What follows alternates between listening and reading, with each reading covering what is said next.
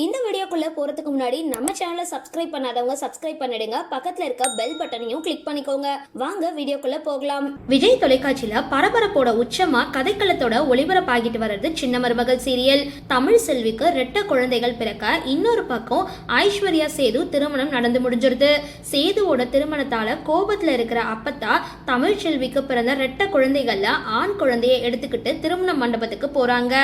அவங்களோட திருமண பரிசா குழந்தைய கொடுக்க எல்லாருமே ஷாக் ஆகுறாங்க.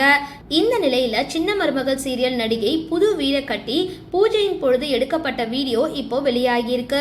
அதாவது சீரியல்ல ஈஸ்வரி கதாபாத்திரத்தில் நடிக்கிற கவிதா புது வீடு கட்டி அதுக்கான பூஜையை போட்டிருக்காங்க.